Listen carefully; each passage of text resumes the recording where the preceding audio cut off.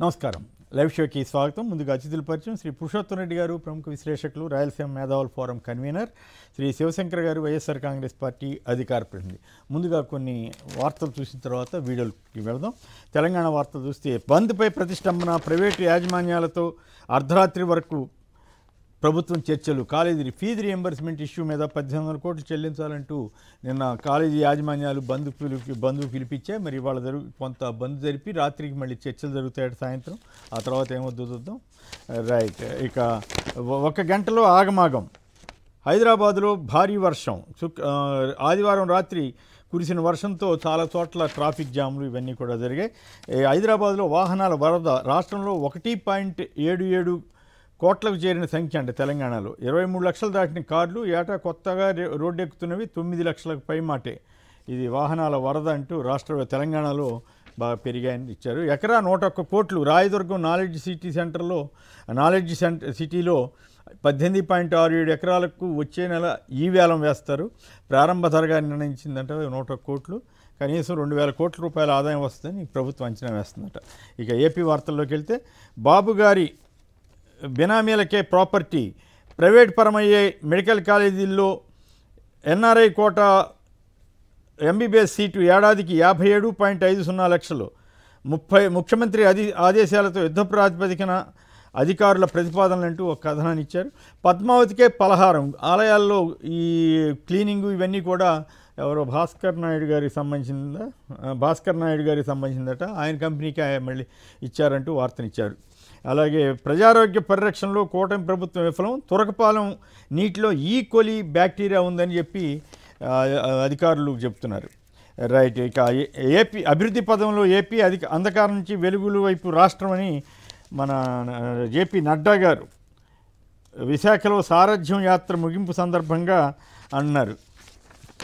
ఆయన చంద్రబాబు, పవన్ కళ్యాణ్ పొగిడారు. వీళ్ళే వచ్చి 5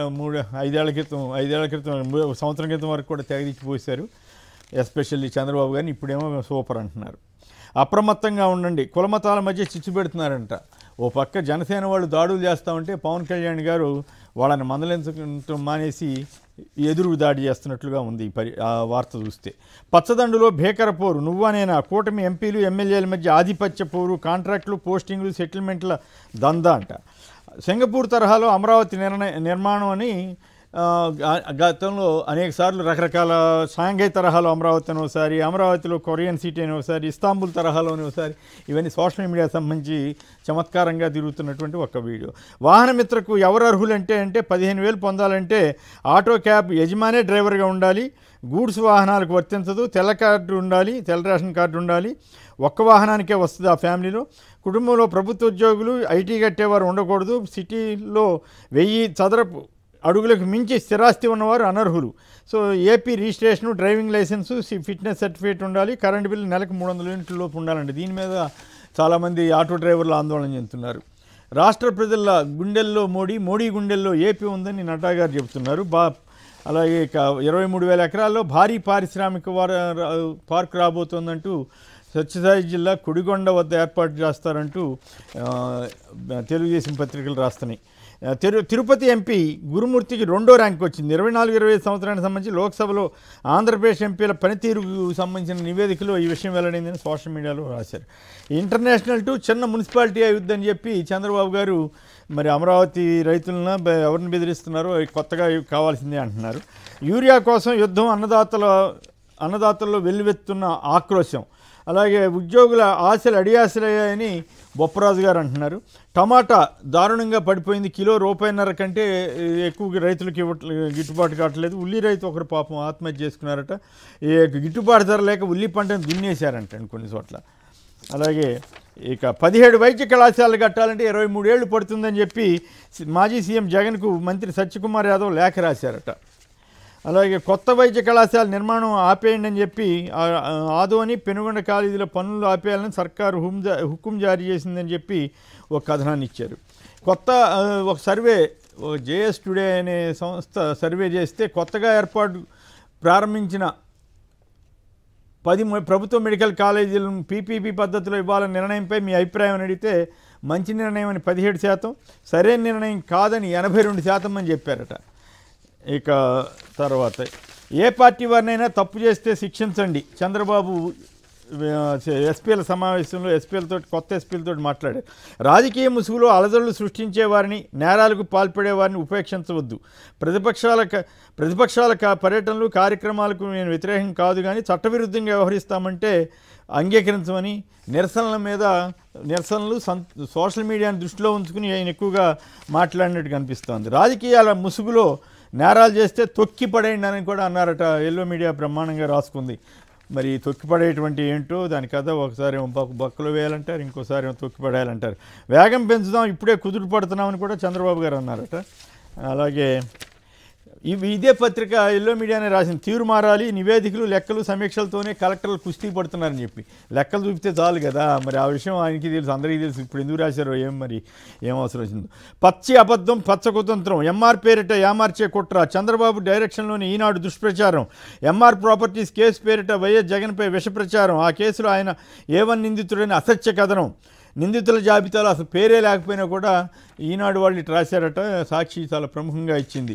ఇక ప్రజాస్వామ్య పునాదులపై దాడి, పాత్రికేయ గొంతు నొక్కి ఇలాంటి చర్యలను ఖండిస్తున్నామని సాక్షి ఎడిటర్ల మీద, వీళ్ళ మీద కేసులు పెట్టడం మీద ఐఎన్ఎస్ ఖండించింది. సీఎంను వాడేస్తున్నారండి. మొన్నటిదాకా పిఎం సూర్యఘర్లో కంపెనీలు దొడ్డిదారి అని ప్రచారం చేశాయి కదా. ఇప్పుడు 8,000 కోట్ల టెండర్ కాజేస్తున్నారంటూ ఇప్పుడు చంద్రబాబుతో పాటు లోకేష్ పేరు కూడా వాళ్ళ కంపెనీ వాళ్ళు వాడుకుంటున్నారంట. ఇంతకీ విషయం ఏంటంటే వాళ్ళే రాశారు. ఇది కంపెనీ ఆ సబ్జెక్టు పర్యవేక్షిస్తున్నది చంద్రబాబు అని. మరి ఇప్పుడు ఇది కవరింగ్ కోసం ఇచ్చారా, నిజంగా వాళ్ళకి నష్టం జరగకూడదని ఇచ్చారో తెలియదు. ఇక మరి సోషల్ మీడియాలో ఒక వార్త అయితే ప్రచారంలోకి వచ్చింది. ఇది వాస్తవం కాదో మాకు అర్థం కాలేదు, అందువల్ల దీని మీద చర్చ నడపట్లేదు. ప్రభుత్వ సంస్థల్లో రిటైర్మెంట్ ఏజ్ పెంచాలని ప్రభుత్వం ఆలోచిస్తోందంటూ ఒక జియో కాపీ పేరు మీద వచ్చింది, కానీ అయితే నాకు అది వెరిఫై చేయిస్తే జియో కాపీ ఉన్నట్లుగా కనపడలేదు. అందువల్ల దాని జోలికి వెళ్ళటం లేదు. వాస్తవం అయితేనే నడుపుకుందాం, వాస్తవం కాకపోతే ఇట్లాంటి ప్రచారాలు, అబద్ధ ప్రచారాలు చేయొద్దని మాత్రం సలహా ఇద్దాం. ఇక ముందుగా మున్సిపాలిటీ అంటున్నారు, 55,000 ఎకరాలు తీసుకున్నటువంటి ప్రాంతాన్ని. దీని మీద సంక్షిప్తంగా ముందుగా పురుషోత్తం రెడ్డి గారు చెప్పండి. మొన్నటిదాకానేమో అసలు అంతర్జాతీయ రాజధాని అని కింద టర్మ్ అంతా ప్రచారం చేశారు కదా, ఇప్పుడు మున్సిపాలిటీ స్థాయికి ఎందుకు తీసుకొచ్చారు చంద్రబాబు గారు? అందరికి నమస్కారం. బేసిక్ గా రోజుకు ఒక ప్రకటనలు, గందరగోళాలు ప్రభుత్వం చేస్తా ఉంది. ఇప్పుడు మున్సిపాలిటీ ఏమన్నా తప్ప, వాళ్ళ దృష్టిలో మున్సిపాలిటీ ఏమన్నా తక్కువ లేదా తక్కువ స్థాయి ఉన్నట్ట?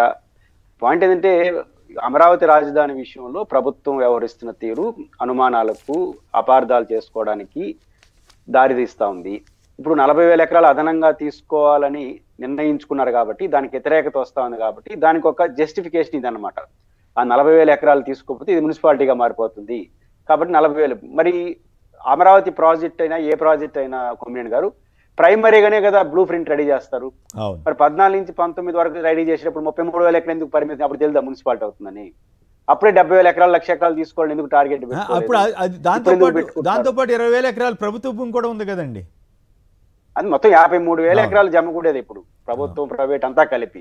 మీరు ఆ రోజే ఎందుకు లక్ష్యం అంటే ఇప్పుడు 80,000, రేపు నగరం అయిపోతుందండి, చిన్న సైజు నగరం, మనం ఇంటర్నేషనల్ నగరం చేద్దాం, మళ్ళీ ఇంకో 1,00,000 తీసుకుంటారా?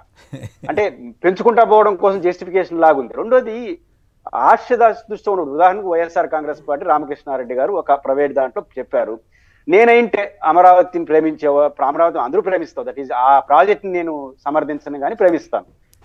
నిజంగా ప్రేమికులైతే వెల్కమ్ చెప్పాలి. మీరు 3 రాజధానుల నుంచి వచ్చారో తర్వాత జగన్ గారు చెప్పారు వెల్కమ్ చెప్పి ఇంకా మారండి, ఇంకా రండి అని చెప్పాలి. కానీ మేము నమ్మం మిమ్మల్ని, మీరు మారినా మేము నమ్మం అంటే మారకూడదు అనుకుంటున్నారు వాళ్ళు, అట్లే ఉండాలనుకుంటారు. ఇదేం ప్రేమ నాకు అర్థం కాలేదు ఆ ప్రాజెక్ట్ పైన. కాబట్టి ప్రభుత్వం, చంద్రబాబు నాయుడు గారిని ఎవరైనా ఒక ప్రాజెక్ట్ రూపొందించినప్పుడు సస్టైన్ కావాలి. అది ఇప్పుడు చంద్రబాబు గారికి 3-4 ఏళ్ళు ఉంటాడు అధికారంలో, మళ్ళీ రేపు జగన్ గారు రావచ్చు, ఇంకోరు రావచ్చు, వాళ్ళని కొనసాగించాలంటే అందరూ ఆమోదంతో జరిగితేనే జరుగుతుంది. కాబట్టి ప్రభుత్వం ఇప్పటికైనా అమరావతి రాజధాని ప్రాజెక్టు పైన ఒక క్లారిటీతో రండి, అందరినీ సంప్రదించండి, ఇప్పటికైనా ముందుకెళ్ళండి. అలా కాకుండా మున్సిపాలిటీ అయిపోతుంది, ఖచ్చితంగా అవుతుంది 33,000. అందుకే జగన్ గారు చెప్పింది, ఇప్పుడు హైదరాబాద్ అయినా బెంగళూరు అయినా ప్రభుత్వ ఆస్తి ఉన్నప్పుడు పెరుగుతూ పోతుంది, మనకి ఇబ్బంది ఉండదు. మీరు చాలా పరిమితమైన ప్రాంతంలో పెట్టుకున్నారు, ఆడ ప్రభుత్వ భూమి తక్కువ ఉంది, ఏమి చేయాలన్నా వ్యక్తుల దగ్గరకు పోవాలి, రైతుల దగ్గరకు పోవాలి. అట్లాంటి ప్రాంతం మీరు ఎంచుకున్నారు, దానివల్ల ఫలితం మీరే కదా రిస్క్ తీసుకోవాలి. కాబట్టి మీరు ఎంచుకున్న ప్రాంతం, మీరు ఎంచుకున్న ఊహాజీత రాజధాని. ఇప్పుడు ఉదాహరణకు మున్సిపాలిటీ అంటున్నారు. మా తిరుపతి జనాభా 4 లక్షలు కొమ్మినేని గారు. ఇదే ప్రపంచంలోనే టాప్ 7 దేశాల్లో ఒకటి ఆస్ట్రేలియా కదా. ఆస్ట్రేలియా రాజధాని కనబెరా ఈ రోజు జనాభా 4,20,000. ఈ రోజు రాజధాని, దానికి ఎయిర్పోర్ట్ లేదు, ఆస్ట్రేలియా రాజధానికి. కాబట్టి ఆ రాజధాని అనేది ఎంత ఉండాలి, ఏ సైజులో ఉండాలని బండ సిద్ధాంతం ఏమీ లేదు. రాజధాని అనేది ఒక పరిపాలనా కేంద్రం. ఆ పరిపాలనా కేంద్రంగా చూడండి. మేము అంటే ఇంటర్నేషనల్ రాజధాని చేస్తామంటే ఇట్లే ఉంటాయి పరిస్థితులు. అది రైతుల్ని ఆందోళనకు గురి చేయటం కదా. రైతుల్లో ఇప్పుడు టెన్షన్. అప్పుడేమో కోట్లు పలుకుద్దని వీళ్ళే ప్రచారం చేశారు. ఇప్పుడేమో మీ రేట్లు పెరగు, ఇంకా కొత్తగా రాకపోతే అంటున్నారు, మున్సిపాలిటీ అంటున్నారు. ఖచ్చితంగా ఇప్పుడు వాళ్ళు ఎందుకు ఇచ్చారు, కొమ్మినేని గారు ఎందుకు ఇచ్చారు రైతులు? వాళ్ళు రైతులు ఇచ్చిందని నేను తప్పట్ను. మనం ఒక ఎకరా ఇస్తే తిరిగి 27 సెంట్లు 3 ప్లాట్ల రూపంలో ఇస్తారు. అదే మన జీవితం. మంచి రాజధాని వస్తుంది, పేరు వస్తుంది, మనకు కూడా 4 రూపాయలు వస్తుంది, మనం బతకచ్చు అని ఇచ్చారు. ఇప్పుడు చంద్రబాబు గారు 40,000 ఎకరాలు తీసుకుంటున్నారని ఆడ కోపం వస్తుంది రైతులకి. మా పరిస్థితి దాల్చకుండా అని. ఇప్పుడేమంటారు, మున్సిపాలిటీ అంటే వాళ్ళకి భయం వస్తుంది కదా. అరే మున్సిపాలిటీ అయిపోతే మన పరిస్థితి 3 ప్లాట్లతో ఏమైపోతుందని భయపడాలి. భయపడి తీసుకోండి 40,000 ఎకరాలు అని చెప్పాలి. రేపు చిన్న విజయవాడ లాంటి చిన్న సిటీ అయిపోతుంది, మనం ఇంటర్నేషనల్ సిటీ అని మనం ఇంకో లక్షలు తీసుకుంటారా? యాడికి దీనికి పరిమితుంది, డబ్బులే అన్నాయి అంటే తెలంగాణ సరిహద్దు కూడా అలా తీసుకోవాలంటే తెలంగాణ సరిహద్దు కూడా వస్తుంది. వీలైతే తెలంగాణలో కూడా కొత్త రాసుకోవాల్సి వస్తుంది. డబ్బులే అన్నాయి, తీసుకుంటారు, బాగానే ఉంది, డబ్బులే అన్నాయి. Right, okay. శివశంకర్ గారు మీరేమంటారు, సంక్షిప్తంగా చెప్పండి. సార్, ఇప్పుడు మున్సిపాలిటీలు అంటే ఆయనకు చాలా చిన్న చూపు ఉంది. ఎందుకంటే కుప్పాన్ని కూడాను ఆయన 14 సంవత్సరాలు ముఖ్యమంత్రిగా ఉన్నప్పుడు కుప్పాన్ని కూడా మున్సిపాలిటీ చేయలేదు. ఆయన ఎమ్మెల్యేగా అక్కడ ప్రాతినిధ్యం వహించినా కూడా జగన్మోహన్ రెడ్డి గారు వచ్చిన తర్వాత ఆ కుప్పాన్ని మున్సిపాలిటీ చేస్తారు. సో ఇంకోటి ఏంటంటే ఆర్డీఓ సెంటర్ కూడా చేసినట్టున్నారు కదా జగన్ గారు వచ్చిన తర్వాత. సార్, ఇప్పుడు దీనికి సంబంధించింది ఏంటంటే రైతులని బ్లాక్ మెయిల్ చేయడానికి, ఎవరైతే ఎగ్జిస్టింగ్ రైతులు భూములు ఇచ్చేసి 8 సంవత్సరాల నుంచి నానా ఇబ్బందులు పడుతున్నారు కదా, దాదాపు 9 సంవత్సరాలు, వాళ్ళందరూ కూడాను వ్యతిరేకత వచ్చేసేసి ఓపెన్ అయిపోయారు ఇక్కడంతా కూడాను. మాకే ఏం చేయలేదు, 40,000 ఎకరాలు తీసుకుని ఏం చేస్తారు, అది ఇది అనేటువంటిది ఒక వ్యతిరేకత వచ్చినప్పుడు వీళ్ళను ఎమోషనల్ బ్లాక్ మెయిల్, అర్రే 40,000 ఎకరాలు తీసుకోకపోతే మన మున్సిపాలిటీ చేస్తాడేమో, మున్సిపాలిటీ చేస్తే కనుక ఆ వాల్యూ పడిపోతుంది కదా, రాజధాని ప్రాంతమై మేజర్ అయితేనే మనకు అవుతుంది అని చెప్పేటువంటిది వాళ్ళలో సైకలాజికల్ గా బ్లాక్ మెయిల్ చేస్తూ మిగతా వాళ్ళ యొక్క భూము ల్యాండ్ బ్యాంక్ తీసుకోవడమే ఈయన ఉద్దేశము. రాజధాని కట్టిస్తామది అనేది కాదు. రాజధాని కట్టాలంటే ఏముంది సార్, ఇప్పుడు మీరు అన్నట్టు హైదరాబాద్ కావచ్చు, ఇంకోటి కావచ్చు, ఫేజుల మీద కట్టుకుంటా పోవచ్చు. అలా కాదు, ఎంతసేపు ఉన్న ల్యాండ్ బ్యాంక్ తీసుకోవడము, తన అనుయాయులకు కట్టిపెట్టడము, ఆ కాంట్రాక్ట్ల పేర్లతో ఎక్సెస్ రేట్లకు వేయించడము, కమిషన్లు తీసుకోవడము, అంతే తప్ప ఇక్కడ చిత్తశుద్ధి అనేటువంటిది లేనే లేదు. ఇది క్లియర్ కట్ గా. రైట్, ఇక మరో అంశంలోకి వెళ్దాం. యూరియా కోసం యుద్ధం, అన్నదాతల్లో వెల్లువెత్తున ఆక్రోశం అంటూ కంటిన్యూస్గా నడుస్తూనే ఉంది. మొన్న కూడా పేపర్ల ఇంట్లో ఇవాళ కూడా వచ్చినాయి. అట్లాగే టమాటా ధర, ఉల్లి రైతులకి ధర లేదు, టమాటా రైతులకి ధర లేదు. పాపం తొక్కిచ్చేస్తున్నారు రైతులు కొందరు. కొన్ని చోట్ల ఉల్లి రైతు కూడా పాపం ఆయన ఆత్మహత్యలకు వెళ్లకుండా ఆల్టర్నేటివ్ చూసుకుంటే బెటర్ ఏమో. పురుషోత్తమ రెడ్డి గారు ప్రత్యేకించి రాయలసీమలోనే కదా ఈ ఉల్లి టమాటా ఎక్కువ ఉండేది, కానీ ఆ ప్రాంతం మొన్న మామిడి కూడా అక్కడ చూసాం. సో ఎందుకు ప్రభుత్వం దాని మీద కాన్సన్ట్రేట్ చేయలేకపోతుంది, ఎందుకు వాళ్ళకి సరైన రీతిలో ఆదుకోలేకపోతుంది? ఉల్లి ధర 12 రూపాయలు కనీసం ఉంటే ఇప్పుడు 8 రూపాయలు తగ్గించారు కిలో అని మద్దతు ధరని వార్తలు వచ్చాయి. సో ఈ ఒక పక్కేమో ఇక్కడ 1000 కోట్లు ఖర్చు పెడతా ఉంటారు అమరావతి ప్రాంతంలో, అక్కడ కనీసం ఉల్లి కొనలేరా, టమాటా కొనలేరా అంటే మీరేం చెప్తారు? కొమ్మినేని గారు, బేసిక్ గా వాణిజ్య పంటలు లేదా టమోటా అది రాయలసీమలో ఎక్కువ. కారణం ఏంటంటే నీళ్లు తక్కువ ఉంది కాబట్టి వాణిజ్య పంటల వైపు ఉన్నంతలో చేస్తుంటారు. చాలా అరాకొరాకు పంటలే వస్తుంటాయి. దీనికి కూడా పంట గిట్టుబాటు లేకపోతే వాళ్ళ పరిస్థితి చాలా దారుణమైన పరిస్థితికి వస్తుంది. దీనికి రీజన్ ఏంటంటే 2. ఒకటి, ఇంటర్నేషనల్ మార్కెట్లో వచ్చిన పరిస్థితులు కావచ్చు, వాణిజ్యంలో వచ్చిన పరిస్థితుల ప్రభావం కొంత ఉంటుంది. అయితే ప్రభుత్వ బాధ్యత ఏంటి, ముందు చూపు ఉండాలి. మనకు విజన్ 47 ఉంటుంది తప్ప విజన్ 25 ఉండదు. అంటే 25, 26 మనకు నచ్చదు. అంత 47, 57 దాని దృష్టిలో ఆలోచిస్తూ ఉంటాం. ఇప్పుడు 27 పరిస్థితి ఏందని 24లో కూర్చొని 25 గురించి ఆలోచించాలి. చిన్న లాజిక్ చెప్తాను. మా చిత్తూరు జిల్లాలో మామిడి రైతులు పంట లేక ఇబ్బంది పడ్డారు. జగన్ గారు వచ్చారు, గొడవైంది, అన్ని మనం చూశారు. లోతుల్లోకి వెళ్తే కొమ్మినేని గారు 24 ఎండింగ్ పాయింట్కి ఒక్క చిత్తూరు జిల్లా 40,000 క్వింటాళ్ళు కిలోలు అనుకుంటాను ఈ పల్పు, మామిడి పల్పు ఇంకా సేల్ కాకుండా అట్లే ఉంది గోడౌన్స్ లో. ఇప్పుడు ప్రభుత్వం ఏం చేయాలి? 25 గురించి ఆలోచించాలి కదా. 47 వదిలేసి 25 గురించి ఆలోచించుంటే ఏం చేస్తుంటారు? దాన్ని ఏం చేయాలి, దాన్ని ఎట్లా సేల్ చేయాలి, తిరిగి మామిడి వచ్చిన తర్వాత ఎట్లా చేయాలని ఆలోచిస్తున్నారు. దీన్ని ఆలోచించకపోవడం ఏమైంది? అది పెండింగ్ ఉంది, కొత్త కొనే లేదు, ప్రభుత్వం చేతులు ఎత్తేసింది, మొత్తం రైతులు ఇబ్బంది పడతారు. ఇక్కడ ప్రభుత్వం మార్కెట్లో వస్తున్నటువంటి ఒడిదుడుకులు దృష్టిలో పెట్టుకొని తాను క్రియాశీలకంగా ఏం చేయాలి, దాన్ని ఏం చేయాలో చేస్తే ఈ కొంత ప్రభుత్వం వైపు నుంచి జరిగితే ప్రజలు అర్థం చేసుకుంటారు, సపోర్ట్ చేస్తే మినిమం వస్తుంది. అది జరగట్లేదు. కాబట్టి మామిడి రైతులైనా, ఉల్లి రైతులైనా, టమోటా రైతులైనా, ఇంకోటైనా జరగబోయే పరిణామాల్ని, ఇంటర్నేషనల్ మార్కెట్లో వస్తున్నటువంటి మార్పులు దృష్టిలో పెట్టుకొని మనం జాగ్రత్తగా మనం చేయగలిగిన పని చేయాలి. చేయకపోవడం వల్ల వస్తున్న సమస్య. కేంద్రంతో మాట్లాడుకోవాలి కొన్ని విషయాలు మీకు మాట చేసుకోవాలి. ఇవేమి చేయకుండా జగన్ గారి పర్యటనకు వచ్చే ముందు ఒక లెటర్, అయిపోయిన తర్వాత నిధులు ఇస్తామని చెప్పడం. ఆయన లేదంటే ఏమి. ఇప్పుడు ఉదాహరణకు యూరియా దమ్ము ఉంటే రండి చూడండి అంటున్నారు. నేనేమంటాను, ఇప్పుడు అనిత గారు మాజీ మన ప్రజెంట్ హోం మంత్రి గారు ఒక మాట అన్నారు, నంద్యాల కాలేజ్ అన్ని చూపించారు, ఆ పని ఇది కూడా చేయండి యూరియా బస్తాల పైన కూడా. 164 మంది ఎమ్మెల్యే ఉన్నారు కదా, రండి. ఇప్పుడు రోజా గారు సవాల్ చేశారు, అనిత గారు మీరు రండి, ఏ కాలేజీకి పోదో నేను చూపిస్తాను, మీరేం చెప్తారని చెప్పి సవాల్ చేశారు. ఇప్పుడు అనిత గారు సవాల్ చేయాలి, రోజా గారు రండి, ఏ యూరియా సెంటర్కి పోదాం రండి, అక్కడ ఎక్కలేదో చూపిద్దామని చూపించండి, సవాల్ చేయండి. లేని దాన్ని సవాల్ చేసుకోవడం ఏంటి? కాబట్టి ప్రభుత్వం యూరియా సమస్య ఉంది అనేది క్లియర్, ఉల్లి ధరలకి ఇబ్బందిగా ఉంది క్లియర్. కాబట్టి ప్రభుత్వం దూరదృష్టి లేకపోవడం వల్ల ఇట్లాంటి పరిస్థితులు వస్తాయని ఇప్పటికైనా ప్రభుత్వం ఆలోచన, రైతుల పరిస్థితి మరింత దయనీయంగా మారే పరిస్థితి. రైట్. కర్నూలులో అంటండి మార్కెట్ యార్డ్ నుంచి బళ్ళారి చౌరస్తా వరకు అంట, ఎన్ని కిలోమీటర్ల దూరం ఉంటుందో తెలియదు కానీ అక్కడ వరకు ఈ పాపం లోడ్లు వేసుకున్న లారీలతోటే ఉన్నాయంట ఇవన్నీ కూడా. రైట్. ఇక శివశంకర్ గారు మీరేమంటారు ఈ పరిస్థితి మీద? ఇప్పుడు రైతులకి సార్ వ్యవసాయం అనేటువంటిది దాదాపు 50 నుంచి 55% మాత్రమే పంటలు పెడుతున్నారు. అంటే చూసుకోండి, ఇమాజిన్ చేసుకోండి, ఒకవేళ సక్రమంగా వర్షాలు పడి అతివృష్టి కాకుండా అనావృష్టి కాకుండా సక్రమంగా వర్షాలు పడి ఉంటే ఈ రైతుల పరిస్థితి ఏంటి? సగము పంటనే ఈ రోజు సాగు చేసే పరిస్థితిలో యూరియా సప్లై చేయలేనటువంటి ఈ ప్రభుత్వము, అది కూడా ప్రతిరోజు ప్రతిపక్షం దగ్గర నుంచి మేమంతా కూడా పోరాడుతూ ఉంటే ప్రజల్లో తీవ్ర వ్యతిరేకత వస్తే ఏదైనా కూడా దానికి సంబంధించింది కూడా లేక ఏదో రివర్స్ బుల్డోజ్ చేసుకుంటూ మా వాళ్ళ మీద కేసులు పెడుతూ శ్రీకాకుళంలో ఒక రైతు, ఆ రైతులంతా కూడా క్యూలో ఉంటే కనుక నిన్న సోషల్ మీడియా సంబంధించిన ఒక కుర్రాడు వీడియో తీసేసి పోస్ట్ పెట్టాడట శ్రీకాకుళంలో. ఆయన తీసుకెళ్లేసి దొంగ కేసులు పెట్టించేసి యూరియా పోస్ట్ చేశాడు, పోలీసులు తీసుకెళ్లేసి కేసులు పెట్టారటండి. అదేంటంటే మళ్ళీ మా వాళ్ళు వెళ్ళి అడిగితే లేదు వేరే వ్యక్తిగత కేసులు ఏంటంటారు. అంటే ఈ ప్రభుత్వం ఎలా ఉందంటే కనుక ప్రజలందరూ కూడా నాశనం అయిపోయినా, ఏ విధంగా ఇబ్బంది పడినా కూడాను ఓహో ఈ ప్రభుత్వం బాగుందని చెప్పాలే కానీ ఎవరైనా కూడా రైతులు కానీ ఎవరైనా లేదు మాకు ఇలా యూరియా దొరకలేదు, మాకు అన్యాయం జరుగుతుంది అనేటువంటి మాట మాట్లాడితే వాళ్ళ మీద కేసులు, అబద్ధాలు, సోషల్ మీడియా కేసులు, ప్రెస్ మీట్లు పెట్టి పోలీసులు పెట్టించేసి అరాచకాలు చేస్తున్నారు. యూరియా అది అయితే.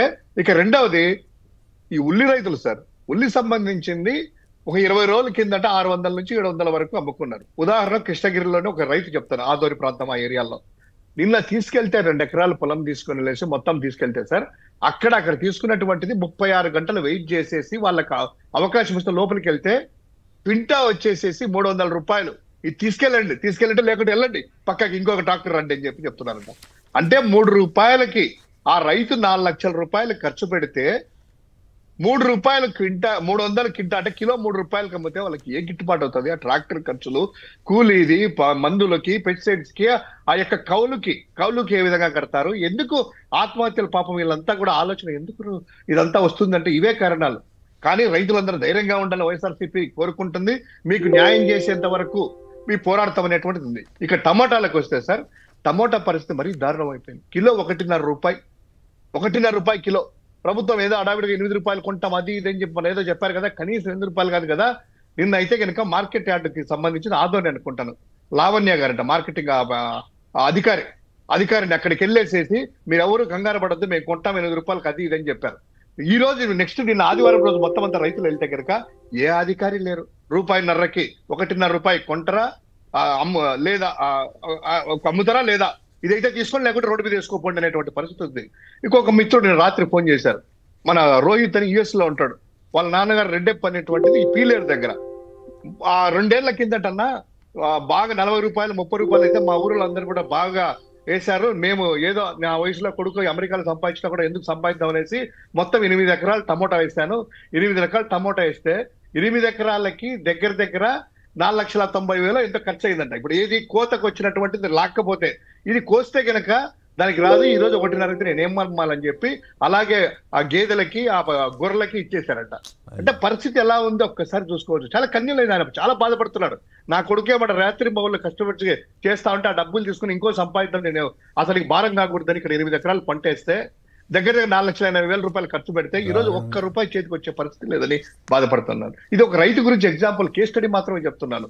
ఈ రోజు ఆ ఉల్లి ధర కావచ్చు, బొప్పాయి కూడాను చాలా దారుణమైనటువంటి పరిస్థితులు. బొప్పాయి ఎంత దారుణంగా ఉందంటే సార్, గతంలో మనం చూసాము తోతాపూర్ అని కానీ ఏది ఎత్తుకున్నా కూడా వాళ్ళు ఎలా అంటే రైతుల్ని కూడా పార్టీల వరకు చేయడం, వీళ్ళు వైసీపీ రైతులండి అలా మాట్లాడతారు. తోతాపూరిన వైసీపీ రైతులు, లేకపోతే అక్కడ పొగాకు వైసీపీ రైతులు. ఈ పచ్చపత్రికలు ఇవన్నీ ఉన్నాయి కదా, ఎప్పటికి కూడా లేచినప్పటి నుంచి ఈ రైతులన్న కనీసం అంటే రైతుల పక్షాన నిలబడి వాస్తవ పరిస్థితులు ప్రభుత్వానికన్నా తీసుకెళ్తే తద్వారా న్యాయం జరుగుతుంది అనేటువంటి ఆలోచన కూడా లేదు.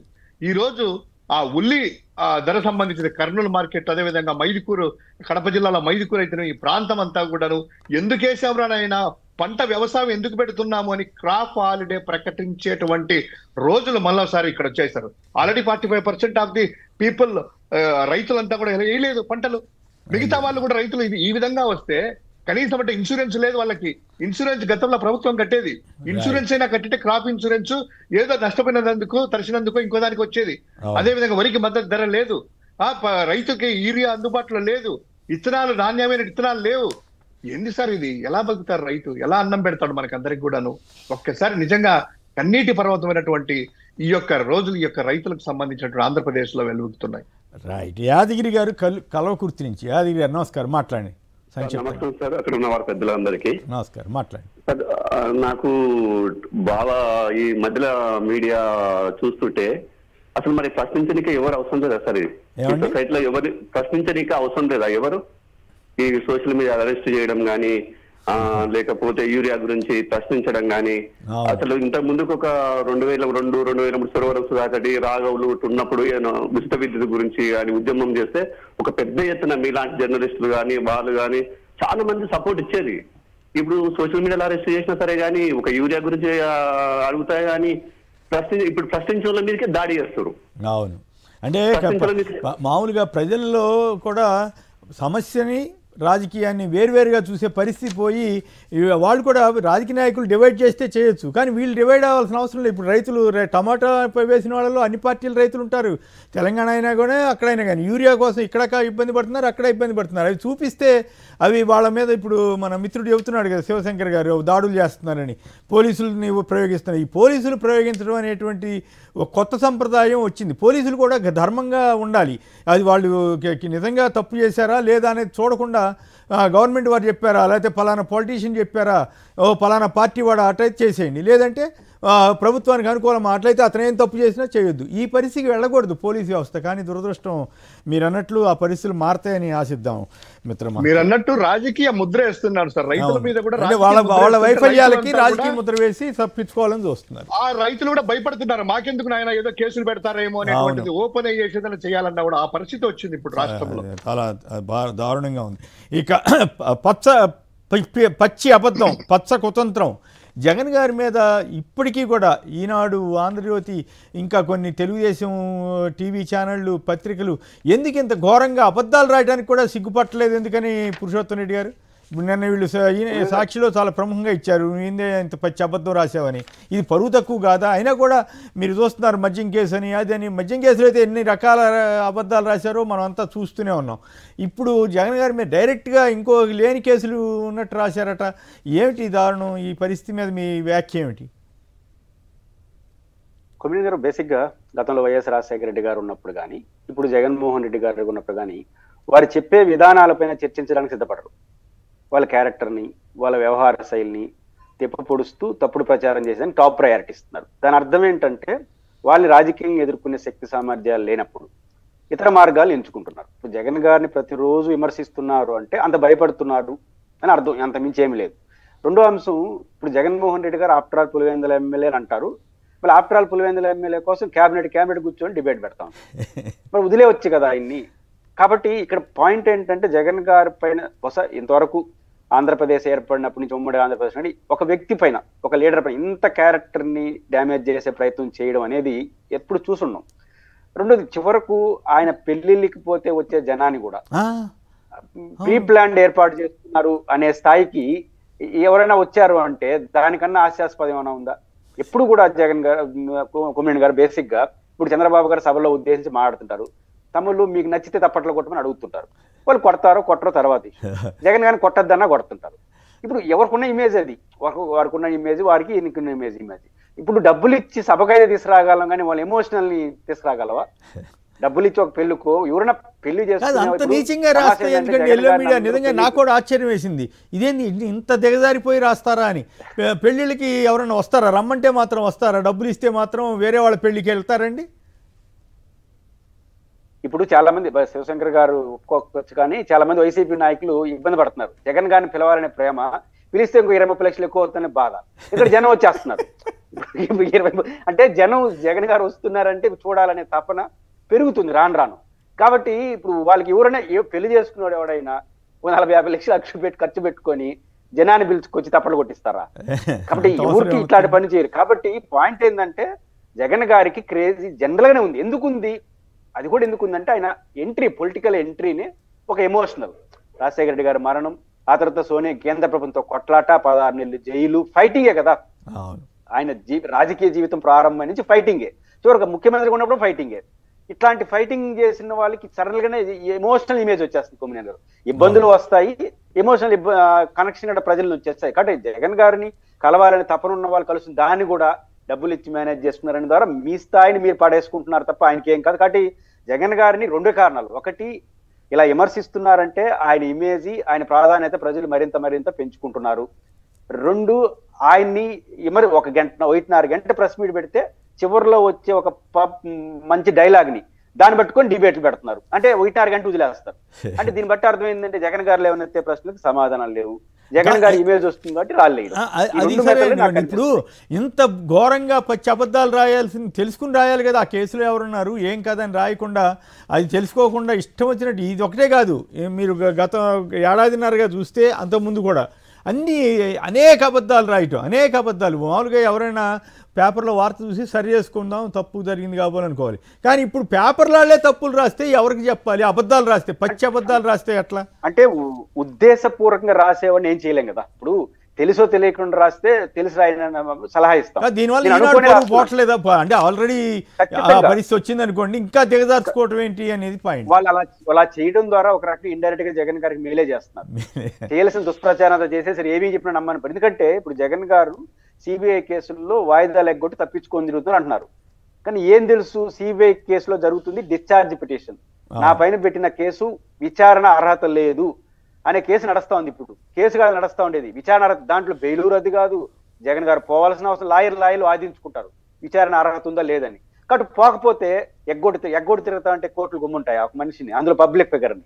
కాబట్టి ఇది తెలుసు, బట్ ఒక క్యారెక్టర్ లెస్ అనే ముద్ర వేయడం కోసం, ఒక దుర్మార్గుడిని ముద్ర వేయడం కోసం ఈ పని చేస్తున్నారు. దానివల్ల మీరు ఆ పాత్రకి వెళ్ళిపోతారు, ఆయనేం బాడు, మీరు వెళ్ళిపోతారు. కాబట్టి ఒక రకంగా మంచిగా చేస్తున్నారు. ఎన్నికల నాటికి విష ప్రయోగాలను చేసేస్తే అప్పుడు కొంచెం క్లియర్ గానే ఉంటారు జనం. రైట్. శివశంకర్ గారు చెప్పండి, ఈ సునీల్ రెడ్డి గారికి అంటగట్టడం కోసం జగన్ గారి పేరు ఇట్లా బదనాం చేయాలని వాళ్ళు ఎందుకు ప్రయత్నం చేస్తున్నారు? ఈ మద్యం కేసు జరుగుతున్న పరిణామాలన్నీ అట్లా కనపడుతున్నాయి కదా.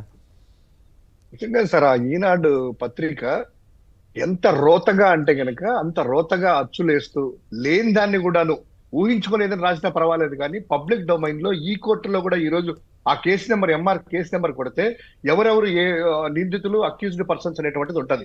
అది ఓపెన్ చేసినా కూడా A1 అనేటువంటిది బిపు ప్రసాద్ ఆనంద్, బిపి ఆచార్య అనేటువంటిది బిపు ప్రసాద్ ఆచార్య అనేటువంటిది A1 అయితే, తర్వాత A2 వచ్చేసి అది సంబంధించింది హోల్డింగ్స్, తర్వాత అవన్నీ కూడా ఎక్కడే గాని ఆ కేసులో నిందితుడిగా వైఎస్ జగన్మోహన్ రెడ్డి గారు లేకపోయినా కూడాను నిస్సిగ్గుగా కేసులో నిందితులని కూడా రాయలేదు. A1 జగన్మోహన్ రెడ్డి గారు అయితే, A7 సునీల్ రెడ్డి, వీళ్ళిద్దరికి అవినాభావం ఏదో సంబంధం ఉంది, అత్యంత సన్నిహితులు, నమ్మిన బంటు అని రాసేసి అచ్చేసినటువంటి ఆ తీరు చూస్తే గనక నిజంగా కనీసం ఒక్కసారి వెరిఫై చేసుకుంటారా? ఏదో పొరపాటున ఎడిటర్ ఏమన్నా చేశాడేమో, నెక్స్ట్ డే ఏమన్నా సవరణ ఇస్తారని చెప్పి నిన్న కూడా చూసాం. శనివారం రోజు, శుక్రవారం ఇది ప్రచురిస్తే శనివారం రోజు ఏమన్నా సవరణ ఇస్తారు కదా, మామూలుగా అర్జెంట్ ఏదో మన పొరపాటు అయిపోయింది, దీంట్లో అచ్చు తప్పులయ్యా ఏదో ఒకటిని ఎక్కడా కూడా ఎక్స్ప్లెనేషన్ కూడా ఇవ్వకుండా ఇంటెన్షనల్ గా ఏదో మీరు అంటారు కదా సామెత, నిద్రపోయేవాడిని లేపచ్చు కానీ నిద్రపోయి నటించేవాడిని లేపలేరు, లేదా భయపడేవాడిని భయపడించు కానీ భయంతో నటిస్తా ఉంటాడు, చూసినప్పుడు అమ్మమ్మ అనేసి భయంతో నటిస్తాడు, కానీ అట్లుండదు. ఆ విధంగా వీళ్ళు ఇంటెన్షనల్ గా వైఎస్ జగన్మోహన్ రెడ్డి గారి మీద ఆయన క్యారెక్టర్ ని ఇప్పుడు కాదు, వాళ్ళ నాన్నగారు అప్పుడు ఆ టైంలో నుంచి సాక్షి పత్రిక పెట్టినప్పటి నుంచి రాజకీయాల్లోకి రాకముందు నుంచి చదువుకున్నప్పటి నుంచే ఈ చంద్రబాబు నాయుడు, ఆ రోజు రామోజీరావు, ఈ రోజు కిరణ్, రాధాకృష్ణ వీళ్ళందరూ కూడాను ఎంత ఘోరంగా ఆ క్యారెక్టర్ అసాసినేట్ చేస్తున్నారంటే కనుక 1,00,000 కోట్లు అంటారు, ఇంకోటి అంటారు, ఈ లేని కుంభకోణంలో మధ్యంలో ఉంది అనేటువంటి రాయడానికి శత విధాల ప్రయత్నాలు. ఈడు కాలంలో మాట్లాడు చెవిరెడ్డి సన్నిహితుడు, లేకపోతే వీడు సన్నిహితుడు ఎవరో వెంకటేష్ నాయుడు చంద్రబాబు నాయుడుతో లోకేష్ తో ఫోటోలు వస్తే ఆ ఫోటోలు కూడా జగన్మోహన్ రెడ్డి గారు కలిసారు, అబ్బో ఇంకేముంది ఇది అనేటువంటిది మొత్తం క్యారెక్టర్ అంతా కూడా అసాసినేట్ చేయడం ప్రయత్నిస్తారు. నిజంగా దీనికి ఇంత నీచ జర్నలిజాన్ని కనీసం అంటే కనుక ఎక్కడా కూడాను ఏ రాష్ట్రంలో కానీ ఏ పత్రిక కూడా ఇంత నీచంగా దిగజారదు ఎల్లో మీడియా రాష్ట్రంలో దిగజారనట్టు. ఇంకోటి పురుషోత్తమని చెప్పినట్టు నిన్న ఆంధ్రజ్యోతిలో చూస్తే కనుక మాకే అసలు అసహ్యంగా ఉంది ఆ వార్త చదవడానికి, కానీ ఫేస్బుక్ లో కానీ చూస్తే ఆ పేపర్ ఎటు చదవనుకోండి, పెళ్లిళ్ళకి వెళ్తే కనుక జనాలు తీసుకెళ్లాలంట, ఊళ్ళలో వేపియాలంట, వాళ్ళకి డబ్బులు ఎదురిస్తామంట. ఏదో రామోజీ ఏదో రాధాకృష్ణ కూడా పెళ్లి చేసుకోవాలనుకున్నాడు కదా, చేసుకున్నాడు ఏమో, ఒకసారి పిలిచి ఎదురిస్తాం, ఒకసారి చూడాల్సింది. పెళ్లి చేసుకున్నాడు చేసుకోవాలనుకున్నాడు తెలియదు నాకు, నిజం ఒకటితో మీరు అనవసరంగా అట్లాంటి అనుకున్నాడు కదా, అట్లా కాదు మాట్లాడద్దు. లేదు దానికి సంబంధించిన మాట్లాడలేదు, చేసుకోవడం లేదో ఏదో అన్ని వార్తలు వచ్చినాయి సోషల్ మీడియాలో. ఒకసారి నిజంగా చేసుకుంటే జగన్మోహన్ రెడ్డి గారిని పిలవండి, ఇక్కడ పెట్టుకోండి, ఎక్కడ పెట్టుకుంటారో జనాలు మీరు చూడండి ఒకసారి. ఇంకోటి సార్, ఇదే కాకుండా నిన్న ఆ చెత్త పలుకులు ఒకటి రాశారు, అంటే ఆ ప్రస్తావన తీసుకునే పేపర్లో మీరు కూడా ఆ రోజు పత్రిక మనకెందుకు అంటారేమో, ఆ చెత్త పలుకుల్లో రాసేసి వ్యవస్థలన్నీ ఇలా అయినాయి అలా అయినాయి అని రాస్తూ జగన్మోహన్ రెడ్డి కేసులు 20 ఏళ్ల నుంచి ఉన్నాయి, 10 ఏళ్ల నుంచి ఉన్నాయని రాశారు కదా, ఇవన్నీ కూడా వ్యవస్థలు చేయాలా, తొందరగా తీసుకురావాలనేసి. ఏమైనా చంద్రబాబు నాయుడు గారి మీద స్టేలు లేవా? చంద్రబాబు సిమెంట్స్ కేసులు లేదా? ఈ రోజు ముద్దాయి కదా ఈ రోజు బెయిల్ మీద తిరగలేదా? అది రాయడానికి ఏమైంది? అది రాస్తే ఎందుకు మనకు కాదు కదా. అంటే ఒకవైపే జర్నలిజం ఎందుకు పెట్టుకోవడము, తెలుగు నాడో చంద్రనాడో వ్యవస్థలన్నీ వాళ్ళకే ఉపయోగపడాలనేది వాళ్ళ కాంక్ష. ఏం చేద్దాం, అట్లా ఉంది పరిస్థితి. ఆ వ్యవస్థలు అడ్డం పెట్టుకుని వాళ్లే బతకాలనేది వాళ్ళ ఉద్దేశం. అదే చంద్రనాడు అని పేరు మార్చుకుంటే పోతారు కదా, ఈనాడు ఎందుకు, ఆంధ్రజ్యోతి ఎందుకు, చంద్రజ్యోతితో లోకేష్ జ్యోతితో పెట్టుకోవచ్చు కదా అనేటువంటిది డైరెక్ట్ పెట్టుకోండి, మేము వేస్తున్నాం అని చెప్పండి. ఎవరు లేదు కదా, సమాధానం చెప్పడానికి మేము సిద్ధంగా ఉన్నాం. ఇక బినామీలకే ప్రాపర్టీ, ప్రైవేట్ పరమయ్యే కాలేజీల్లో ఎన్ఆర్ఐ కోటా రేట్లు పెంచేశారట. అలాగే 17 వైద్య కళాశాలలు కట్టాలంటే 23 ఏళ్ళు పడుతుందని మంత్రి సత్యకుమార్ యాదవ్ గారు చెబుతున్నారు. అక్కడేమో 1000 కోట్లతోటి 3 ఏళ్లలోనే రాజధాని పూర్తయిపోద్దని తొలిచేశాను ఇంకోటనో చెప్తున్నారు. మరి కొత్త వైద్య కళాశాల నిర్మాణాలు ఆపేయాలని చెప్పి ఒక ఆఫీసర్ ఎవరో ఆదేశాలు ఇచ్చారట. మరి వీటన్నిటి మీద విపరీతంగా సోషల్ మీడియాలో వస్తుంటే దాన్ని మరి అణిచివేయాలనా లేకపోతే ఇంకోట, చంద్రబాబు గారు రాజకీయాల ముసుగులో నేరాలు చేస్తే తొక్కి పడేయండి అంటున్నారు. అంటే నిరసనలు ఇవన్నిటిని దృష్టిలో ఉంచుకున్నా నిజంగా చిత్తశుద్ధితో అంటున్నారా? మొన్న ఒక రోజున అట్లాగే బొక్కలో వేస్తామని హెచ్చరించడం, ఇవాళ తొక్కేయండి అనటం, ఇవన్నీ కూడా చూస్తూ ఉంటే ఏమనిపిస్తూ ఉంది, ఇదంతా కరెక్టే అని ఇట్లా ఆయన మాట్లాడటం అనేది. మళ్ళీ మరోవైపు ఈ ఎల్లో మీడియానే రాస్తాను, తీరు మారాలి, నివేదికలు లెక్కలు సమీక్షలతోటే కలెక్టర్లకి టైం సరిపోతుందని. వాళ్ళ ప్రభుత్వం ఏదడితే చేస్తారు కదా, ఆ సంగతి వీళ్ళకి తెలుసు కదా. అట్లాగే నిరసనలు ఏవైనా ఉంటే రాజకీయ ముసుగులో అలజడులు సృష్టించే వారిని ఇచ్చేయాలట. మరోవైపు ఏమో సీఎం పేరు వాడేస్తున్నారట. పిఎం సూర్యాగర్లో కంపెనీల దొడ్డిదారి ప్రమోషను, చంద్రబాబు లోకేష్ల పేర్లు, చంద్రబాబుతో పాటు లోకేష్ పేరు, ఎమ్మెల్యేలకు కంపెనీల ప్రతినిధుల ఫోన్లు అంటూ వీళ్ళు రాశారు. మరి ఈ పరిస్థితి వీటన్నిటి మీద మీరు ఎట్లా స్పందిస్తారు పురుషోత్తమ్ రెడ్డి గారు? ఈ మెడికల్ కాలేజీలు, యూరియా, ఇటువంటి సమస్యలన్నింటినీ మీద జనంలో వస్తున్న నిరసనని, సోషల్ మీడియాలో వస్తున్న వాస్తవాలని, అబద్ధాలు చెప్తే ఎవరైనా ఇప్పుడు ఇందాక నేనేం చెప్పాను, ఇదేదో జీవో ప్రచారంలోకి వచ్చింది, అది అబద్ధం అని చెప్పేశాను. అబద్ధం కాబట్టి దాని మీద నేను ఇంకా అసలు దాని మీద ఫర్దర్ చర్చ కూడా లేదని చెప్పేశాను. అట్లా ఎక్కడైనా అబద్ధం జరిగితే చర్య తీసుకున్నారు లేదా ఇంకోటని చెప్పొచ్చు. కానీ ఈ రకంగా సోషల్ మీడియాని అణిచివేయడానికో, లేకపోతే మెడికల్ కాలేజీల ఇష్యూలో దెబ్బతింటున్నందుకో, యూరియాలో దెబ్బతిన్నందుకో వీటన్నింటినీ ఉపయోగించాలని ఆలోచన. నిజంగా ఎస్పీలతో మాట్లాడినప్పుడు కానీ ఓవరాల్గా మెడికల్ కాలేజీల ఇష్యూ, 2 చంద్రబాబు గారి వ్యాఖ్యలు ఎస్పీలను ఉద్దేశించి కానీ ఆయన ఎవరిని కంట్రోల్ చేయాలని కోరుకుంటున్నారు? కొమ్మినేని గారు మీరు ప్రారంభంలో ఒక వీడియో చూపించారు. ఆయన తెలుగుదేశానికి కొంచెం అనుకూలంగా ఉండే జర్నలిస్టే అనుకుంటా, యూట్యూబ్ ఛానల్లో. ఆయన ఒక మాట అన్నాడు, మీరు ఫేక్ ప్రచారాలని పైన చర్యలు తీసుకోదలుచుకుంటే మొదట తెలుగుదేశం పార్టీ అడ్మిన్ పైన చర్య తీసుకోమని ఆయన అన్నాడు, మనం అనట్లేదు. మీరు చూసిన ఈ వీడియోలోనే చూశాను. దాని అర్థం ఏంటి? అదే ఆ జర్నలిస్ట్ చెప్పిందే కరెక్ట్ సలహా తెలుగుదేశం పార్టీకి. ఆయన వెల్వేశారు కూడా ఆ పార్టీ, దాంట్లో నేనేం కాదని. ఎందుకంటే కొమ్మినేని గారు ఈరోజు మెడికల్ కాలేజ్ ఇష్యూ ఉంది. Medical college issue first Jagan గారు ఎంతకు పరిమితమైనాడు? 17 మెడికల్ కాలేజ్ ప్రయారిటీ, దానికి ఉన్న ఆవశ్యకత చెప్పి వదిలేశాడు. ప్రయత్నించమని, ప్రైవేటీకరణ చేస్తే ఒప్పుకోను, ఎవరైనా టెండర్లు పడితే నేను వచ్చి రద్దు చేస్తే, ఇది పాలసీ డెసిషన్. ఎప్పుడు బయటికి సోషల్ మీడియా యాక్టివ్ అయిపోయిందంటే అసలు కట్టలేదు కాలేజీలే, అసలు బిల్డింగే లేవు, ఒక పక్క హోంమంత్రి ఇంకో పక్క మంత్రులంతా వెళ్ళి ప్రచారం చేసినప్పుడు ఇంక వైసీపీ వాళ్ళు ఇదేం చెప్పినట్టుంటారు? సోషల్ మీడియా గమ్మున ఉంటుందా? కఠిన మెడికల్ కాలేజ్ చూపిస్తున్నారు. సీఎం గారే తెలుగుదేశం తెచ్చిందని ధైర్యంగా చెప్పేశారు కదా, అది ఇదేంది ఇట్లా చెప్తున్నారని అందరూ అనుకున్నారు. అంతవరకు అభ్యంతరలే, అంతవరకు ఏం చేస్తుంటే అభ్యంతరం, ఎందుకంటే గమ్మునుంటారు. మీరు తేలదే మేము చెప్పి జీవో అభ్యర్థులు చూపించి వైసీపీలు గమ్ముంటారు.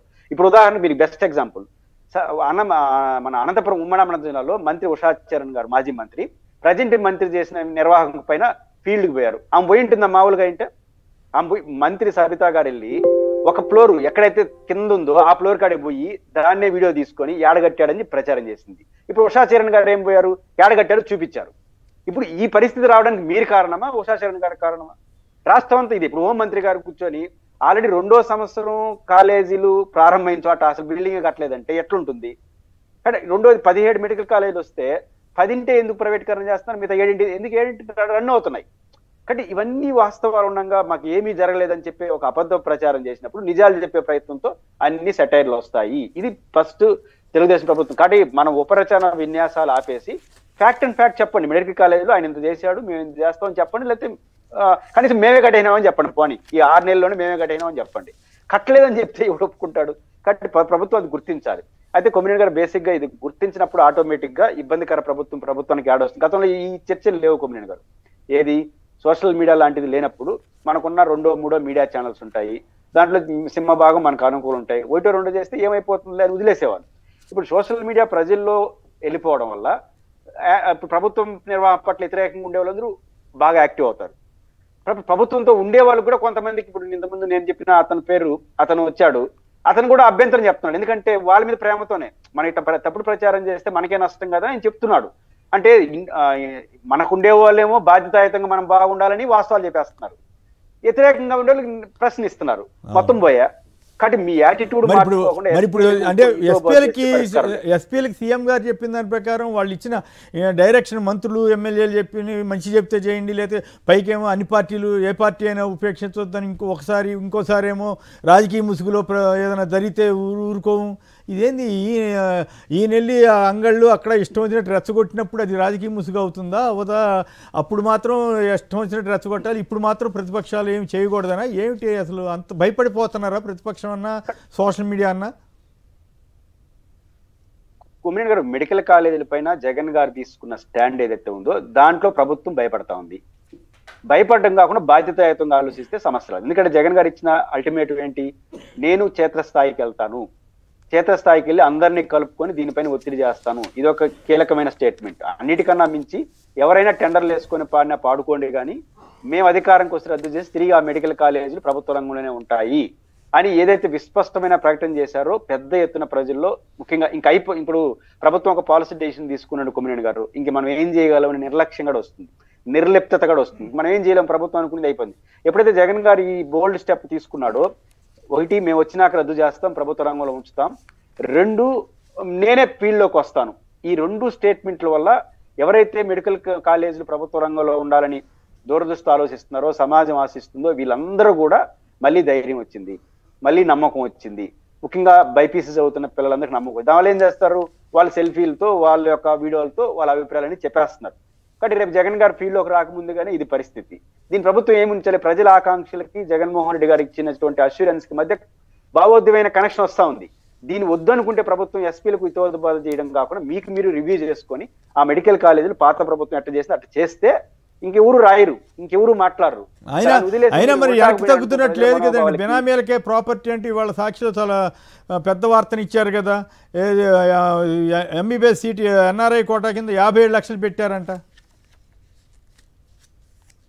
ఇంకా ఊరికే చేయమంటే కూడా చేస్తాడు. ఇప్పుడు ప్రైవేట్ వాడికి ఇవ్వాలని నిర్ణయించుకున్న తర్వాత 50 లక్షలు కోటి రూపాయలు పెట్టకపోతే వాడు ఉచిత సేవ చేయడం రాడు కదా. డబ్బులు రావాలంటే ముందే ప్రభుత్వం జీవోలు అన్ని ఇచ్చి పెట్టాలి. కాబట్టి మీరు ఎంచుకున్న మార్గం సరికాదంటున్నాను. జగన్ గారు ఫీల్డ్ లోకి రాకముందుగానే ఇట్లాంటి వాతావరణం మీరు భయపడుతున్నప్పుడు ఆయన ఫీల్డ్ లోకి వస్తే మరింత పెరుగుతుంది. దృష్టిలో పెట్టి పరిష్కారం ఒకటే, పోలీసులు చెప్పడం కాదు. మీరు పాలసీ డెసిషన్లో మార్చుకోండి, ఏ సమస్యలు రావు. రైట్. ఇంకోటి ఏంటంటే ఇందాక మనం వేసాం కదా, లోకేష్ గారు ఆ రోజుల్లో ప్రభుత్వ కాలేజీలో సగం సీట్లు కొంత క్యాపిటేషన్ ఫీజుకో కొంత దీనికి ఇద్దామని అంటే సీట్లు అమ్ముకుంటున్నాడు జగన్ అని చెప్పి నేను వచ్చిన తర్వాత అవన్నీ రద్దు చేస్తాను, ఇప్పుడు ఏకంగా కాలేజీలు అమ్మేస్తున్నారా అని జనం అంతా అడుగుతున్నారు. అది విషయం. కొమ్మినేని గారు, జగన్ గారు ఆ రోజు ఎంత దూరదృష్టి నిర్ణయం తీసుకున్నారంటే 17 మెడికల్ కాలేజీలు కూడా ప్రభుత్వ రంగంలో కొంచెం ఫైనాన్స్ ప్రాబ్లం వస్తుంది అండ్ దాన్ని దృష్టిలో పెట్టుకొని సమ్ పర్సంటేజ్ ఆఫ్ సీట్లను దేనికి ఇచ్చారు? సెల్ఫ్ సబ్స్టిట్యూటింగ్ కొత్త కాదు కొమ్మినేని గారు. ఇప్పుడు తిరుపతిలో పద్మావతి మహిళా యూనివర్సిటీ ఉంది, ఎస్వి యూనివర్సిటీలో మైక్రోబయాలజీ లాంటి డిపార్ట్మెంట్లు కొన్ని డిపార్ట్మెంట్లు అంటే 100% సెల్ఫ్ సబ్స్టిట్యూట్ ఉంటుంది. అట్లాంటి సెల్ఫ్ సబ్స్టిట్యూట్ ఎందుకు పెట్టారంటే ఆ కాలేజీలో భారం కాకుండా ఉండాలని. దాని ఆ రోజు మీరు ప్రశ్నించారు. ఈ రోజు దాన్ని అంటే రాజకీయం కోసం దేన్నైనా ప్రశ్నించేయడం, మళ్ళీ ఇప్పుడు మొత్తం ఉల్టా చేయడం. ఆయన కొన్ని సీట్లు సెల్ఫ్ సబ్స్టిట్యూట్ చేస్తే మీరు మొత్తాన్ని సెల్ఫ్ సబ్స్టిట్యూట్ చేస్తారు. ఇంకో పాయింట్ కూడా వస్తుందండి. ఇప్పుడు అమరావతిలో ఆల్రెడీ కొన్ని వరద నివారణ ప్రాజెక్టులు పెట్టారు, మళ్ళీ అవి సారిపోక ఇంకో 2 ప్రాజెక్టులకి లిఫ్ట్లకి 6,000 కోట్లు ఖర్చు పెడతారంట. ఒక అవుటర్ రింగ్ రోడ్డు, ఇంకో రింగ్ రోడ్డు వేయడానికి 25,000 కోట్లు ఖర్చు పెడతారంట, కేంద్రం కానీ రాష్ట్రం కానీ. కానీ రాష్ట్ర వ్యాప్తంగా ఉన్న 17 కాలేజీలకి 6,000 కోట్లు ఖర్చు పెట్టలేమని చెబితే వినేవాడికి కొంచెం ఇబ్బంది అనిపిస్తుంది, ఏంది ఈ ప్రభుత్వం ఎట్లా అయిపోయిందని. రైట్. శివశంకర్ 1,30,000 కోట్లు అప్పు చేసిన వాళ్ళు ఇంకో 10,000 కోట్లు చేస్తే ఏం పోతుంది? 2 లక్షల కోట్లు చేరినట్టుంది కదా అప్పు. రైట్. శివశంకర్ గారు, ఈరోజు వాళ్ళు విధి విధానాలు ఖరారు చేస్తూ ఒక ఫైల్ రాస్తారు కదా, మామూలు ప్రపోజల్ పంపించడం. దాని ప్రకారం చూస్తే కనుక మనకు అందిన సమాచారం ప్రకారము వీళ్ళు ఏదో పీపీపీ అంటే ఏముంది, నథింగ్ బట్ ప్రభుత్వమే కదా అని సమర్థించుకునేటువంటి ఆ వివరాలు చూసినట్టు ఈ రోజు అయితే మామూలు మనము జగన్మోహన్ రెడ్డి గారు కట్టిన టైంలో మీరు అన్నట్టు సెల్ఫ్ ఫైనాన్సింగ్ ప్లేస్ లో అవి సస్టైన్ కావాలి. ఎందుకంటే కాలేజీలు ఒకటే కాదు, అసోసియేటెడ్ హాస్పిటల్స్, డయాగ్నోస్టిక్ సెంటర్స్ ఇవన్నీ కూడా అసోసియేట్ కావాలంటే సెల్ఫ్ ఫైనాన్సింగ్ అని దాంట్లో ఫీజు కూడా ఎన్ఆర్ఐ కోటలు 20 లక్షలు పెట్టారు. 15,000 ఫ్రీ సీటు మామూలుగా ఇచ్చేసి 15,000 జస్ట్ నామినల్ ఛార్జెస్ వసూలు చేస్తూ కొన్ని సీట్లకు మాత్రము సెల్ఫ్ ఫైనాన్సింగ్ అనేటువంటి పేరుతో 20 లక్షల రూపాయలు పెట్టారు. దీని 20 లక్షలకు ఆ రోజు మీరు ఇందాక వీడియో వేశారు. మొదట్లో లోకేష్ గారు ఎవరో ఒక స్టూడెంట్ అడిగితే లేదు మొత్తం అంతా తీసుకుంటాం, ఇదేంది ప్రైవేట్ అనేటువంటిది అని పెద్ద వాగ్దానాలు చేశారు, వాళ్ళని కూడా మెప్పించారు. ఇక తర్వాత ఈ రోజు వాళ్ళు ప్రపోజల్స్ ఏదైతే ఇస్తే దాంట్లో 57,50,000 రూపాయలు అంట, అంటే ఎన్ఆర్ఐ కోట. జగన్మోహన్ రెడ్డి గారు పెట్టిన దాంట్లో 20 లక్షలు ఉంటే ఈ రోజు 57.5 లక్షలట. అది కాకుండా ఇక్కడ ఏమైంది, ఆ ప్రైవేట్ కాలేజీల్లో ఎలా ఉందంటే ప్రస్తుతం ప్రైవేట్ కాలేజీలో 39,50,000 రూపాయలు వసూలు చేసుకుంటుంటే దానికి మించి వీళ్ళే ఇచ్చారు. జస్ట్ ఇది ఏది ప్రభుత్వం నిర్ధారించిన ఫీజులే, కానీ రేపు వసూలు ఎంత చేయొచ్చో, ఎందుకంటే ప్రభుత్వ కంట్రోల్ ఉండదు, ప్రైవేట్ వాటిలో ఉంటది. పీపీపీ అంటే వాడు 2 కోట్లు చేస్తాడో 3 కోట్లు చేస్తాడో కోటి చేస్తాడో, లేదా వాళ్ళు చెప్పారు వీళ్ళు చెప్పినటువంటిది అడ్డగోలుగా తీసుకునేటువంటి నిర్ణయాలు అయితే ఎన్నిటువంటిది క్లియర్ కట్ గా తెలుసు. ఇక రెండవది విన్నట్టు సార్, ఇది పీపీపీ అంటే నిన్న కూడా మంత్రులు కూడా మాట్లాడతారు, సత్య గారు వాళ్ళు వీళ్ళంతా కూడా పీపీపీ అంటే నథింగ్ బట్ ప్రభుత్వమే కదని. మరి అలాంటప్పుడు అమరావతి ప్రాజెక్టును కూడా ఎందుకు పీపీపీ మోడల్లో ఇవ్వలేదు? ఇవ్వచ్చు కదా. పీపీపీ మోడల్లో అమరావతి ప్రాజెక్ట్ మీరు అంటున్నారు కదా క్యాపిటల్ ఇది అని చెప్పి, ఎందుకు ప్రభుత్వం కడతా ఉంది? వాళ్ళకే ఇవ్వచ్చు కదా. ఎప్పుడైనా కూడాను ఏదో మాట్లాడచ్చు, ప్రజల్ని ఏదో కన్విన్స్ చేయడం లేదా కన్ఫ్యూజ్ చేయడం అనేటువంటిది. ఇక రెండవది, ఈలో ఇంతవరకు మనం చూసాం టీడీపీ అడ్మిన్ పేజీల్లో సార్, అఫీషియల్ పేజీల్లో రన్ చేస్తున్నారు జగన్మోహన్ రెడ్డి గారు మాట్లాడినప్పటి నుంచి, ఈవెన్ ఇంక్లూడింగ్ నంద్యాల కాలేజ్ అయితేనేమి, రాజమండ్రి కాలేజ్ అయితేనేమి, ఏదైతే రన్నింగ్ లో ఉండి సెకండ్ ఇయర్ కూడా పూర్తి చేసుకొని థర్డ్ ఇయర్ లో అడుగు పెట్టేటువంటి ఆ యొక్క కాలేజీలు కూడాను ఏమీ లేనట్లు, ఎప్పుడైతే బేస్ ఫౌండేషన్ చేసినప్పుడు పిక్చర్స్ ఉంటాయి కదా, వాటిని ఆ ఏఏ పిక్చర్స్ తీసుకొని వచ్చేసి సాక్షాత్తు ముఖ్యమంత్రి గారి అనంతపురం మీటింగ్ లో ఏమంటారు, కట్టని కాలేజీలు 17 కాలేజీలు ఉంటాయి, వాటిని ప్రైవేట్ చేస్తే ఈయన కట్టినట్టు ఏదో ఉంటారని చెప్పి ఏది కట్టలేదు అనేటువంటి ఇంప్రెషన్ ఇవ్వడానికి ఆయన మొదలు పెడితే, ఆయన మాట నిజం చేయడానికి సాక్షాత్తు హోంమంత్రి గారు ఎవరైతే తప్పు చేస్తే శిక్షించాల్సినటువంటి హోంమంత్రి గారే పవర్ పాయింట్ ప్రజెంటేషన్ ఇస్తూ ఆ వీడియోస్ ఈవెన్ రాజమండ్రి కాలేజ్ కూడాను ఏమీ కట్టనట్టు బేస్ ఉన్నట్టే. సెకండ్ ఇయర్ పూర్తి అవుతా ఉంది. కనీసం అంటే కనుక ప్రజలు చూస్తున్నారనేటువంటి ఇంగిత జ్ఞానం లేకుండా ఇక ఇంకొక అడుగు ముందుకేసేసి ఆ పెనుగొండలో అయితే ఒక పిల్లర్స్ ఉంటాయి కదా, ఎక్కడ మనం కట్టేది మెడికల్ కాలేజీ, తర్వాత హాస్పిటల్, డయాగ్నోస్టిక్ సెంటర్స్, తర్వాత ఈ స్టాఫ్ క్వార్టర్స్ ఇవన్నీ ఉంటాయి కదా, ఆ ఇవన్నీ కూడా కాలేజీ వదిలిపెట్టి స్టాఫ్ క్వార్టర్స్ కట్టే దగ్గరికి వెళ్ళేసి ఒక పిల్లర్ తీసుకొని పిల్లర్స్ ఇలా ఉంచుతూ ఆ గడ్డి పట్టింది ఇక్కడ ఇది ఉండేది అని చెప్పి ఆ అబద్ధం ఇలా అనేసి వన్ సైడ్ చూపిస్తాడు. దానికి సంబంధించి మళ్ళా ఏమంటది, ఇక్కడి నుంచి దుగ్గితే చచ్చిపోతారా, కుట్లు పడతాయా, గేదెలు వస్తున్నాయి, గడ్డి ఉంది అనేటువంటి అన్నారు కదా. అది దానికి నిన్న మా జిల్లా అధ్యక్షురాలు వెళ్ళారు, ఉషా శ్రీచరణ్ గారు. ఎల్లో మీడియా అంటే చూపించారు కానీ సోషల్ మీడియాలో ఉంటుంది, మన ఛానల్లో కూడా ఉంటుంది. దాని ప్రకారం ఫస్ట్ ఫ్లోర్, సెకండ్ ఫ్లోర్ పైకి ఎక్కి ఇదంతా ఇది కదమ్మా, రామ్మ సవితమ్మ నువ్వు ఇక్కడి నుంచి దూకి నీకు దెబ్బలు తగులితే కనుక కాలేజ్ ఉన్నట్టు, దెబ్బలు తగలేదు కాలేజీకి వెళ్ళినట్టు అనేటువంటిది ఓపెన్ ఛాలెంజ్ చేసినారు. ఇదే ఇక్కడి నుంచి చూపించారని చెప్పి ఇంత అబద్ధాలా. ఇంకొక ఆయన ఉన్నాడు ఎమ్మెల్సీ గారు, ఆయన రామ్ గోపాల్ గారు, పులివెందులకు వెళ్ళేసేసి ఎక్కడో దూరంగా వెళ్ళేసి ఒక పిల్లర్ ఉంటే ఆ పిల్లర్ని పట్టుకొని చూపిస్తూ ఇక్కడ ఏం కాలేజీ లేదు, ఇక్కడ ఏం కాలేజీ లేదని. మీ ఎల్లో మీడియా యూట్యూబ్ లో కొట్టినా కూడా జగన్మోహన్ రెడ్డి గారు పులివెందుల కాలేజీ ఓపెన్ చేసిన పిక్చర్స్ ఉంటాయి. మీరు వెళ్ళి ఎవరైనా కూడా జనాలంతా చూస్తా ఉంటే నవ్వుతున్నారు, నవ్వుల పాలవుతున్నారు. నవ్వుల పాలైనా పర్వాలేదు, మా చంద్రబాబు గారు చెప్పిన మాట నిజం అనుకోవాలి. ఈనాడు యుగము కాదు. దీని మీద మాట్లాడండి. రాజకీయాల ముసుగులో నేరాలు చేస్తే తొక్కిపడేయండి అన్నారంట. శాంతి భద్రత సైకోలపై ఉక్కుపాదం మోపండి అన్నారంట. ఇప్పుడు ఎవరు సైకోలు, ఎవరు రాజకీయాల ముసుగులో నేరాలు చేస్తున్నట్లు?